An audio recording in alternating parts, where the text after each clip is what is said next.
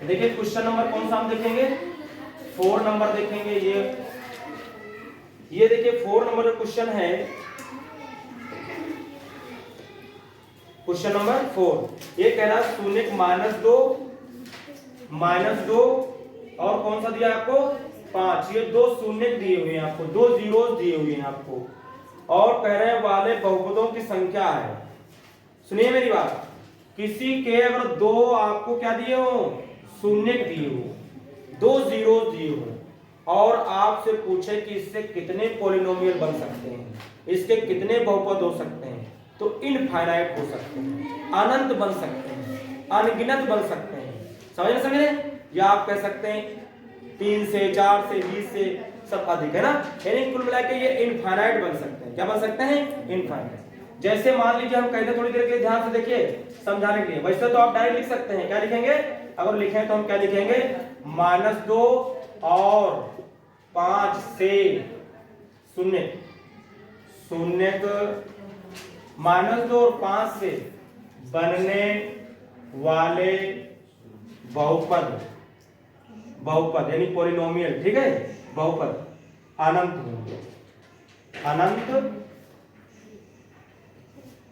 होंगे, या आप लिख सकते हैं अनगिनत होंगे, इनफाइनाइट होंगे। लेकिन कैसे, ये बात हमको मेन समझनी है ना, तो बेटा समझनी नहीं समझनी, ये बात समझनी कि कैसे ये होते हैं। अगर जो कोई आपको 2 घात बहुपद दिया है, आप भी समझिएगा, अगर जो आपको 2 पावर्स वाला यानी स्टैंडर्ड फॉर्म बोले तो x² + bx + c, अगर 2 पावर वाला आपको कोई बहुपद दिया है, पॉलिनोमियल दिया है, तो आप जब इसके जीरोस निकालोगे तो कितने निकलेंगे, 2 जीरोस। तो किसी 2 घात के 2 ही आते हैं, लेकिन अगर जीरोस तुमको 2 दिए हुए हैं तो उससे आप कितने बहुपद बना सकते हैं, कितने पॉलिनोमियल बना सकते हैं, तो कितने बना सकते हैं हम, इनफाइनाइट बना सकते हैं। मेरी बात समझ में आई? सुन लो मेरी बात, अगर ये इस टाइप का कोई भी आपको क्या दिया होगा, पॉलिनोमियल दिया होगा, बहुपद दिया होगा, तो आप उसको फैक्टर करेंगे, सॉल्व करेंगे तो कितने आपको जीरोस मिलेंगे, ओनली 2 मिलेगा। लेकिन अगर वो जीरोस तुमको 2 दिए हो तो आप उससे पॉलिनोमियल कितने बना सकते हैं, बहुपद कितने बना सकते हैं, तो आप कितने बना सकते हैं, इनफाइनाइट। ऐसे दिया होगा तो 2 ही मान निकलेंगे, लेकिन अगर जो आपको मान दिए हुए हैं, आपको जीरोस दिए हैं, तो बहुपद कितने बना सकते हैं, इनफाइनाइट। देखिए कैसे बना सकते हैं। देखिए एक बहुपद हम ले लेते हैं, x² माइनस कितना ले लेते हैं हम, 2x माइनस कितना ले लेते हैं, 8 लेंगे। इसके आप फैक्टर करिए तो x² माइनस इसके फैक्टर करिए, आपको कितना हो जाएगा, ये मान लीजिए px बराबर ले लिया, कितना ले लिया हमने, px बराबर ले लिया, x² 4 × 8 हो जाएगा, इंटू x 4 × 2 हो जाएगा। आप देखिए x² माइनस कितना बनेगा, 4x माइनस प्लस हो जाएगा 2x माइनस कितना, 4 × कितना आएगा, 2। ये px बराबर चल रहा है। अगर इसमें x कॉमन लेंगे तो x माइनस कितना बचेगा, 4। अगर इसमें 2 कॉमन लेंगे तो x माइनस कितना बचेगा, 4। इन दोनों में x माइनस 4 कॉमन हो जाएगा तो कितना बचेगा आपके पास, x + 2। और इसके जीरोस लेंगे तो x बराबर कितना आ जाएगा, 4, और इसको 0 बराबर करेंगे तो x बराबर कितना आ जाएगा, -2। यही तो इसके 2 निकल आएंगे। देखिए इसके बाद देखिए अगर हम इसको गुणा कर दें, मल्टीप्लाई कर दें, देखिए अगर आपका x बराबर दिया था px बराबर x² माइनस कितना, 2x माइनस कितना, 8। अगर इसको अगर 2 से गुणा कर दें तो क्या बन जाएगा आपका, 2px, मल्टीप्लाई कर दे इधर करेंगे तो 2x², 2 जा कितना हो जाएगा, 4x, और 2 8 जा कितना हो जाएगा, 16। आपका ये इससे देखें तो ये आपका x² माइनस 2x 8 था, और ये देखिए बदल गया, पॉलिनोमियल नहीं बदल गया। लेकिन आप फैक्टर अगर इसके करोगी तो आएगा आपका 4 - 2। आप चाहे जिस नंबर से फैक्टर कर देंगे तो मल्टीप्लाई कर देंगे, लेकिन जब भी उसके फैक्टर करेंगे, जब उसके शून्य निकलेंगे तो आपके वही निकलेंगे, वो बदलेंगे नहीं। आप यहां अगर कोई 3 से कर दे, किससे कर दे आप, 3 से, तो 3 आता है यहां, और 3 कितना हो जाता, 6, और 3 और कितना हो जाएगा, 24। आप चाहे इसके फिर से गुणनखंड करके देखें, आएंगे आपके 4 - 2 ही, लेकिन पॉलिनोमियल का तो आपका क्या हो गया, बदल गया ना। पॉलिनोमियल क्या हो गया आपका, बदल गया। इसी तरीके से आप बहुत सारे नंबर, इनफाइनाइट नंबर से क्या कर सकते हैं, इसको मल्टीप्लाई कर सकते हैं, तो आपका ये बहुपद क्या होता रहेगा, बदलता रहेगा, लेकिन उसके शून्य तो वही आएंगे। जब भी आप फैक्टर करेंगे शून्य नहीं बदलते, शून्य वही रहेंगे। आप चाहे जिस नंबर से उससे मल्टीप्लाई करके आप चेक कर सकते हैं। इसके बाद देखिए 8 नंबर, कौन सा देखेंगे हम, क्वेश्चन नंबर कौन सा देखेंगे, 8 नंबर देखेंगे। देखिए ध्यान से क्या कह रहा है, द्विघात बहुपद x square plus kx plus k is not equal to 0, के शून्यक हैं। कह रहा दोनों धनात्मक नहीं हो सकते, दोनों ऋणात्मक नहीं हो सकते, सदैव समान होते हैं, सदैव बराबर होते हैं। तो देखिए क्या होगा इसमें, हाथ समीकरण वाले में जाएंगे चैप्टर 4 में, तो वहां श्रीधराचार्य का एक फार्मूला पाएंगे हम लोग। क्या पाएंगे, श्रीधराचार्य का फार्मूला, उससे इसको हम करेंगे, उसके हेल्प से तो आप पता कर पाएंगे। देखिए यहाँ a देखें तो कितना दिया हमको 1, b यहाँ देखो कितना दिया हमको k, और c भी यहाँ हमको कितना दिया हुआ है k। और ये फार्मूला जो हम लिखने जा रहे हैं श्रीधराचार्य का, या याद कर लो, द्विघात जब आप पढ़ेंगे द्विघात समीकरण तो वहां ये फार्मूला है, और एक सवाल इस पे आधारित पेपर में आता भी है। तो फार्मूला वो हल करने का क्या होता है, minus B plus minus root के अंदर B square minus 4ac upon 2a, ये फार्मूला होता है इसका। क्या फार्मूला होता है, x equal to minus B plus minus root के अंदर B square minus 4ac upon कितना 2a, ये फार्मूला होता है। ये श्रीधराचार्य का फार्मूला बोला जाता है। ये फार्मूला सभी जितने भी द्विघात बहुपद द्विघात समीकरणों के सबके लिए काम करता है। जैसे कभी कभी ऐसे आ जाएंगे जिसमें शून्य निकालना हो लेकिन उसके गुणनखंड नहीं होंगे, तो हम किसका यूज करेंगे, श्रीधराचार्य का। इन्होंने ऐसा फार्मूला बना के दिया हमको, ऐसा फार्मूला बना के दिया कि किसी द्विघात समीकरण के गुणनखंड हो या ना हो, ये फार्मूला सबके सवालों को लगा के दिखाएगा। सभी सवालों को ये हल कर देता है, चाहे गुणनखंड हो पाए या ना हो पाए। हो पाएंगे तब भी हल कर देगा, और नहीं हल पाते हैं, गुणनखंड नहीं बन पाता है सही से, कि गुणा कर दे इतना हो जाए, घटा दे इतना हो जाए, तब भी इस फार्मूले से शून्य क्या होते हैं, निकल आते हैं, सॉल्यूशन आ जाता है। समझे, तो इसमें रखिए जरा मान, तो x बराबर माइनस बी बोलते हैं कितना दिया हमको, k दिया हुआ, प्लस माइनस रूट के अंदर b बोले तो कितना दिया हमको k स्क्वायर माइनस 4, a बोले तो कितना दिया हमको a, और c बोले तो कितना दिया हमको k दिया हुआ अपॉन 2, a बोले तो 1 दिया। x इक्वल टू माइनस के प्लस माइनस रूट के अंदर k स्क्वायर माइनस 4k आ जाएगा अपॉन 2 आ जाएगा। ठीक है, फिर जब इनको हम हल करते तो लेते हैं, क्या लिखते हैं, लिखते हैं एक बार प्लस चिन्ह लेने पर, क्या लेने पर, यहाँ देखिए प्लस भी लगा हुआ है, रूट से पहले क्या लगा हुआ है माइनस बी। एक बार प्लस लेते हैं तो x बराबर क्या आता है, माइनस के प्लस रूट के अंदर क्या होता है k स्क्वायर माइनस 4k बटे कितना हो जाएगा 2, बोलिए। और आप क्या ले सकते हैं, एक बार लेते हैं माइनस, तो आपका x बराबर क्या आ जाएगा, x बराबर आपका क्या आ जाएगा माइनस के प्लस रूट के, इस बार माइनस ले रहे हैं, माइनस के स्क्वायर माइनस 4k हो जाएगा भाई कितना 2 खाली 2 बचा था नीचे, ये यहाँ एक बार प्लस ले लिया, बाकी सब वही लिखा, यहाँ पर एक माइनस है तो एक बार माइनस ले लिया, बाकी सब वही लिखा। तो इस तरीके से इसके जब आप लगाया करेंगे तो 2 मान निकला करेंगे। कितने मान निकला करेंगे 2। देखिए जो रूट से निकलेगा, यहाँ पर जो रूट से निकलेगा वो अगर रूट में माइनस आ जाएगा तो वो अधिकल्पित मान हो जाता है, वो आपके लिए भी बेकार ही हो जाता है, वो नहीं निकालते हम। अगर ये मान k is not equal to 0 दिया, अगर ये मान पॉजिटिव आएगा तो कुछ मान आएगा नहीं आएगा, कुछ मान आएगा। जब आपका कुछ मान प्लस का आएगा, माइनस का आएगा, घटाएंगे जोड़ेंगे तो क्या आ जाएगा आपका, वो प्लस का मान आ जाएगा। क्या आ जाएगा, प्लस का आ सकता नहीं आ सकता है। अगर ये मान ज्यादा हो जाएगा तो आप इसमें से इसको घटाएंगे तो काहे का आ जाएगा, प्लस का मान आ जाएगा। और यहाँ अगर ये निकलेगा तो ये माइनस का जुड़ेगा तो काहे का मान आ जाएगा, माइनस का आ जाएगा। और जुड़ जाएंगे कुछ आएगा, तो दोनों आपके धनात्मक नहीं हो सकते, तो दोनों आपके माइनस के तो हो सकते हैं लेकिन दोनों आपके पॉजिटिव, ये पॉजिटिव हो भी जाएगा लेकिन ये हमेशा नेगेटिव रहेगा, इसलिए आपके दोनों पॉजिटिव नहीं हो सकते, दोनों नेगेटिव आपके हो सकते हैं। तो दोनों आपके धनात्मक नहीं हो सकते, तो यही वाला ऑप्शन क्या हो जाएगा आपका, सही हो जाएगा। आपका फर्स्ट ऑप्शन सही हो जाएगा कि दोनों आपके धनात्मक नहीं हो सकते। इसके बाद देखिए क्वेश्चन नंबर हम कौन सा देखेंगे, 9 नंबर। 9 नंबर देखिए क्वेश्चन दिया है ax² plus bx plus c और c दिया है नॉट इक्वल टू क्या, 0 के शून्य के बराबर है, तो कह रहा है यह द्विघात बहुपद ax² plus bx plus c बराबर c is not equal to 0 के शून्य के बराबर है, तो c और a विपरीत चिन्ह के हैं, c और b विपरीत चिन्ह के हैं, c और a विपरीत चिन्ह के हैं, c और b विपरीत चिन्ह के हैं, नहीं c और b एक ही चिन्ह के हैं बोल रहा। तो आइए इनका देखिए हम कैसे पता लगाएंगे।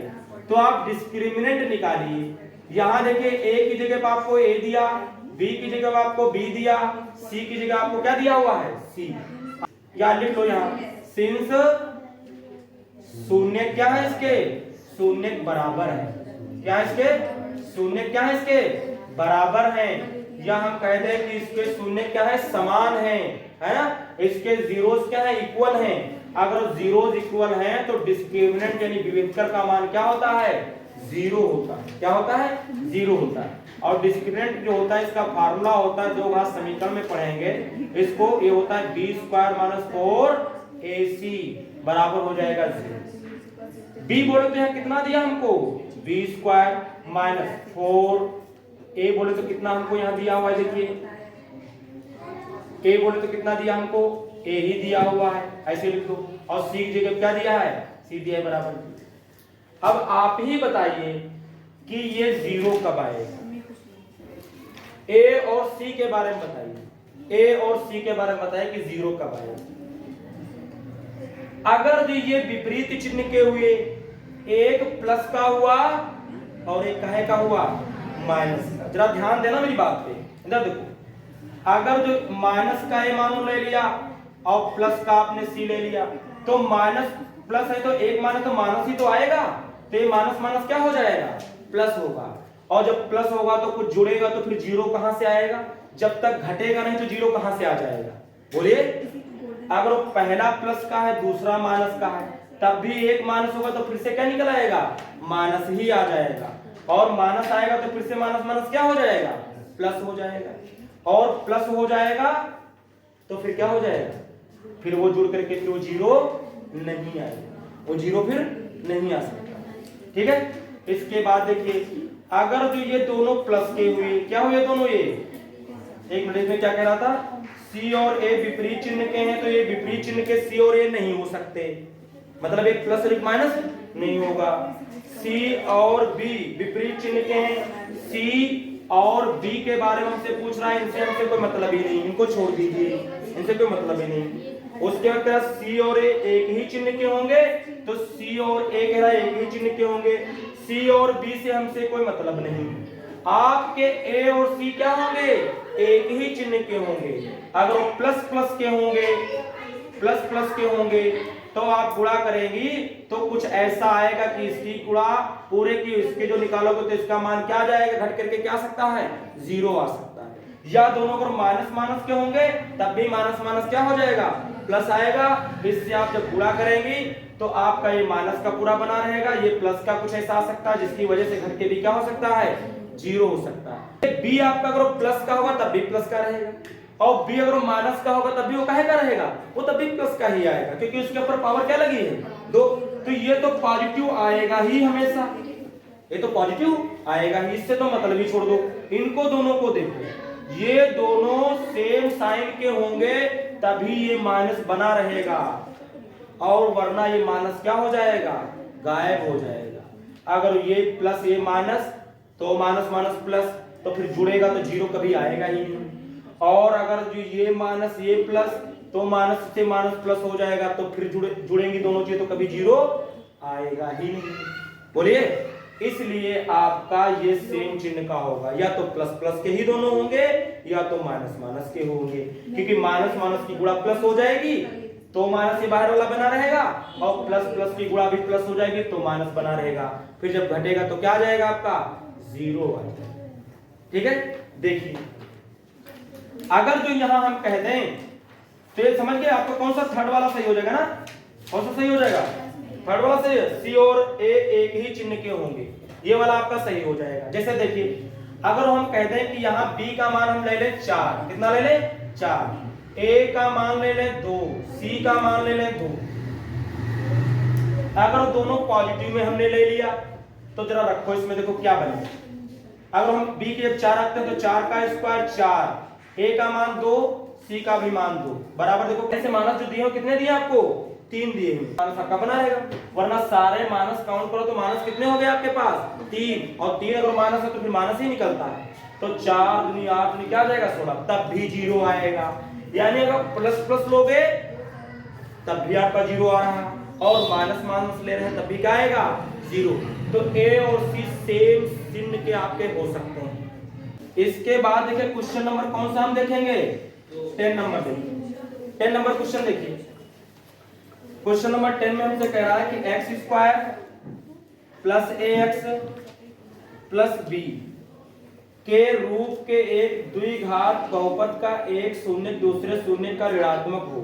ये मतलब एक करो अल्फा है तो करें दूसरा बीटा, फिर क्या हो जाएगा वो माइनस अल्फा हो जाएगा। दोनों शून्य कह रहा है विपरीत चिन्ह के हैं, अगर एक प्लस का है तो एक का है माइनस का। ऐसे ना लिखो तो ऐसे लिखो, एक अल्फा है तो दूसरा माइनस अल्फा हो जाएगा।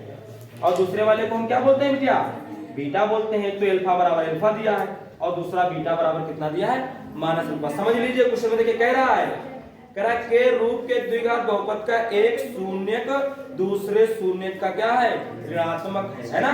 एक शून्य का रूप पॉजिटिव तो दूसरा क्या होगा नेगेटिव ऋणात्मक। ये हमसे कह रहा है इसमें। आइए जरा निकालते हैं अल्फा प्लस बीटा, जरा निकालो अल्फा प्लस क्या निकालो आप बीटा, इधर तक अल्फा प्लस जरा बीटा निकालो। अगर जो एक्स स्क्वायर गायब हो जाए आपका कुछ ax प्लस b के रूप में आ जाएगा तो वो रैखिक बोला जाता है। क्या बोला जाता है वो, एक घात वाला क्या बोला जाता है बहुपद, रैखिक बहुपद बोला जाता है। तो बोलते हैं जिसमें x की घात कितनी हो एक, दो घात वाला दो घाती बहुपद बोला जाता है, तीन घात वाला त्रिघाती बहुपद बोला जाता है, चार घात वाला चतुर्घाती बहुपद बोला जाता है, पांच घात वाला पंचघाती बहुपद बोला जाता है। समझ नहीं। और जिसके पावर एक होते कौन बोला जाता है रैखिक। अगर ये एक्स स्क्वायर गायब हो जाए तो हम कहेंगे फिर ये रैखिक बहुपद है। लेकिन अगर ये एक्स स्क्वायर गायब नहीं हुआ तो ये रैखिक बहुपद नहीं होगा।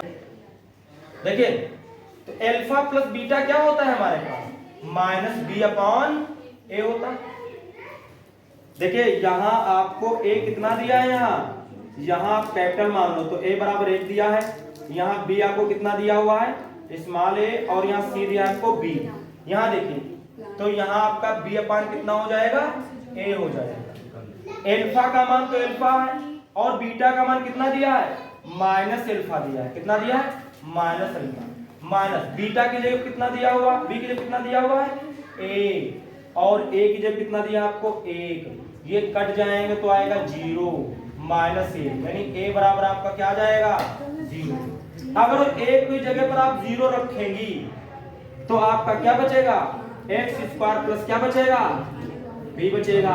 इसका मतलब ये रैखिक है, तो सही ये रैखिक नहीं है क्योंकि पावर 2 बच रही है, तो ये रैखिक नहीं होगा।